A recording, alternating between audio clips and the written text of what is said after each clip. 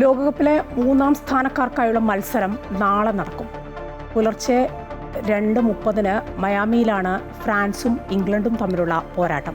ടൂർണമെന്റിലെ ഏറ്റവും മികച്ച 2 ലോകോത്തര ടീമുകൾ തമ്മിലുള്ള ആവേശകരമായ പോരാട്ടമാണെന്ന പ്രത്യേകതയും ഈ മത്സരത്തിലുണ്ട്. സെമി ഫൈനലിൽ കാലിടറി വീണ ഫ്രാൻസും ഇംഗ്ലണ്ടും തമ്മിൽ 3-ാം സ്ഥാനക്കാർക്ക് വേണ്ടിയുള്ള ലൂസേഴ്സ് ഫൈനൽ ഏറ്റുമുട്ടുമ്പോൾ ആവേശം ഒട്ടും കുറയില്ല. ബ്രോൺസ് ഫൈനൽ എന്ന് വിളിക്കുന്ന ഈ മത്സരം ഇരു ടീമുകൾക്കും തങ്ങളുടെ അന്തസ്സ് വീണ്ടെടുക്കാനുള്ള അവസരമാണ്. മയാമിയിൽ നടക്കുന്ന മത്സരം ഇന്ത്യൻ സമയം പുലർച്ചെ 2:30 ടൂർണമെന്റിൽ മികച്ച ഫോമിലായിരുന്ന ഫ്രാൻസിനെ സെമിയിൽ സ്പെയിൻ എതിരില്ലാത്ത 2 ഗോളുകൾക്കാണ് തോൽപ്പിച്ചത്. കഴിഞ്ഞ ലോകകപ്പിലെ ഫൈനലിസ്റ്റുകളായിരുന്നു ഫ്രാൻസ്. 1966 ശേഷം ആദ്യ കിരീടം ലക്ഷ്യമിട്ടെത്തിയ ഇംഗ്ലണ്ടിന് അർജന്റീനയ്ക്കെതിരെയാണ് അടിതെറ്റിയത്.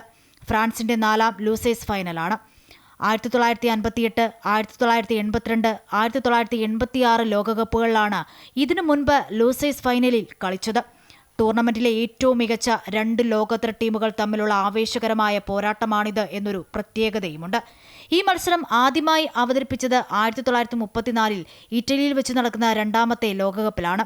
ഈ മത്സരം വെറുമൊരു പ്രദർശന മത്സരമല്ല, മറിച്ച് ഒരു ഔദ്യോഗിക ലോക മത്സരമായതിനാൽ ഇതിൽ കളിക്കാർ നേടുന്ന ഗോളുകൾ ടൂർണമെന്റിലെ ഏറ്റവും ഉയർന്ന ഗോൾ വേട്ടക്കാരനുള്ള ഗോൾഡൻ ബൂട്ട് പുരസ്കാരത്തിനായുള്ള ഔദ്യോഗിക കണക്കിൽ ഉൾപ്പെടുത്തുമെന്നതും ശ്രദ്ധേയമാണ്.